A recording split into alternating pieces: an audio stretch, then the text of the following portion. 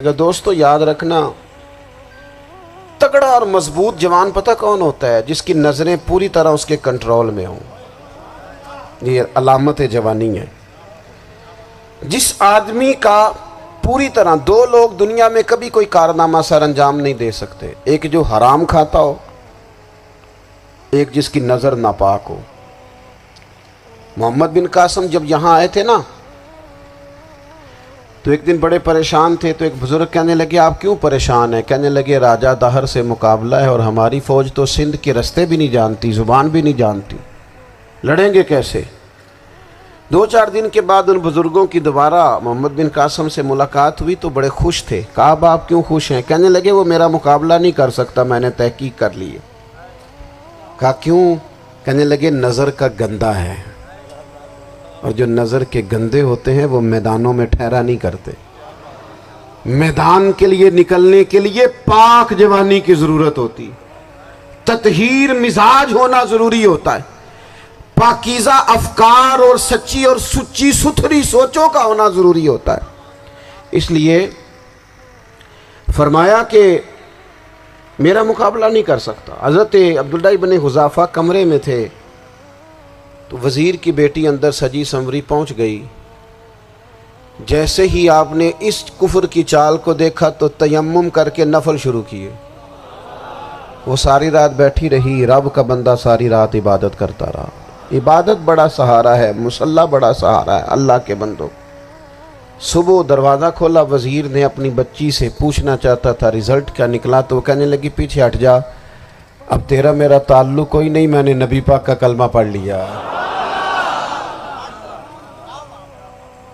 اس نے کہا میں نے بھی زمانہ دیکھا ہے، پر یہ کیا لوگ ہیں، کستوری کے بنے ہوئے، سندل سے دھلے ہوئے، کہ میں ساری رات کمرے میں رہی اور 100 اور 1000 آدمی جس جوان کا مقابلہ نہ کر سکے، اتنا طاقتور جوان کمرے میں رہا اور اسے نظر اٹھا کے نہ دیکھا۔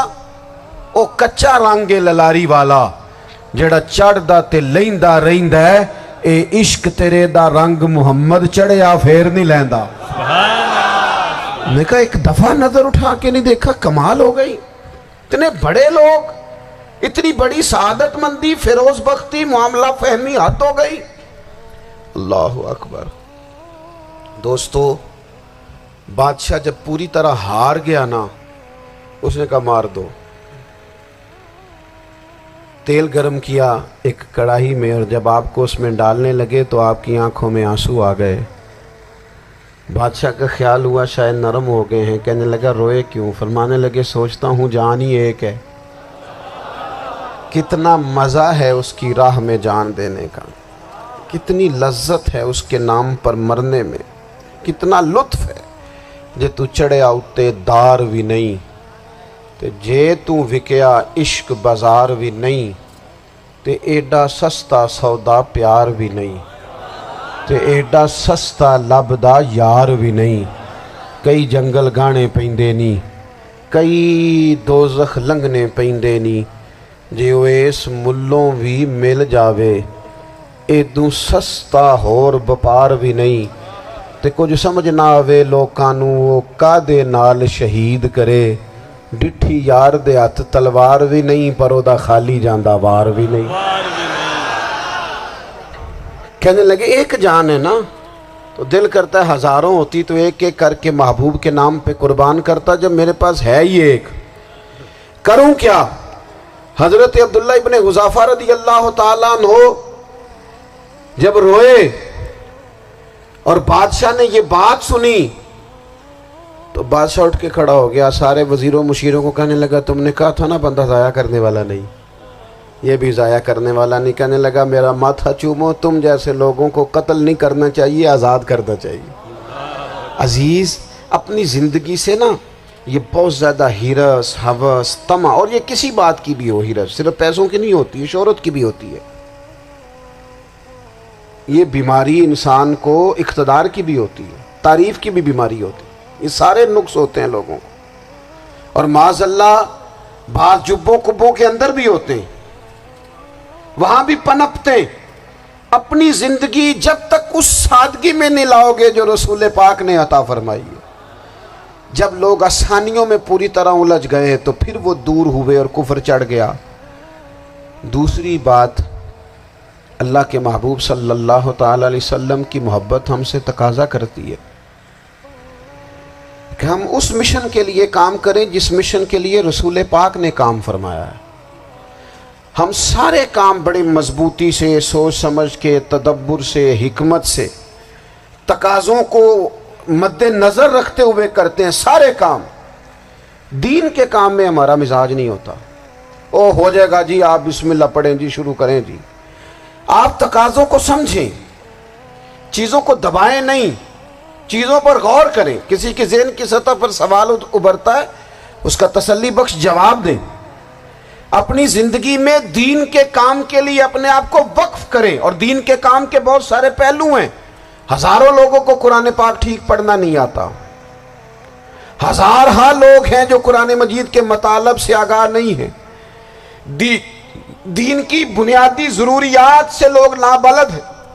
میں آپ کو کس طرح یہ بات سمجھاؤں کہ ہزاروں کی تعداد میں طلاقیں اس لیے ہوتی ہیں کہ مردوں کو طلاق کے مسئلے نہیں آتے، انہیں پتہ نہیں ہے کہ مجھے حقوق زوجین کے معاملے میں کیسے چلنا۔ ڈھیر سارے گھروں میں تباہی اس لیے ہے کہ تربیت اولاد کا دینی منہج ہمیں نہیں پتا۔ اپنا حصہ ملائیں دین کے کام میں۔ ایک آدمی کو اگر تو نمازی کرنے میں کامیاب ہو گیا، تیری زندگی بدل گئی۔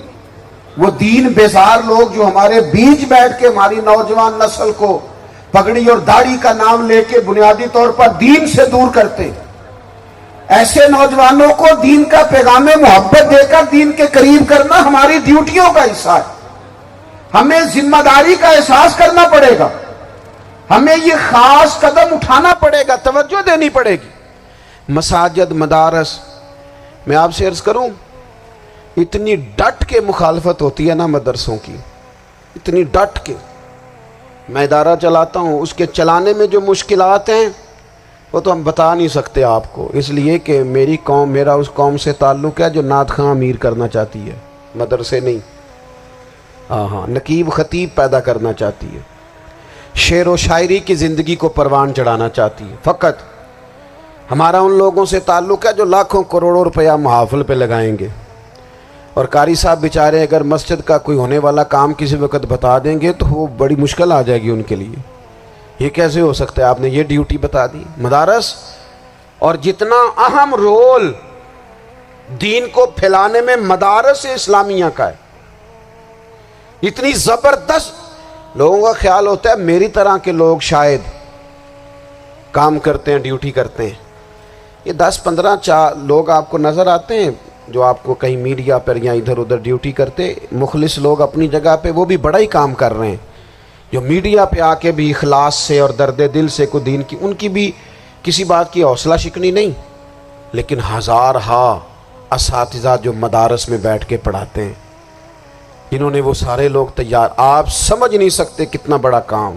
حفظ کا استاد جو ہوتا ہے نا، اس کی ڈیوٹی 24 گھنٹے ہوتی ہے، فجر سے پہلے، اور اس نے بچوں کو اٹھانا۔ تنخواہ تو ہم انہیں دینا نہیں نہ چاہتے جی، تنخواہ نہیں دی انہوں نے، ہمیں مولوی امیر نہ ہو جانا۔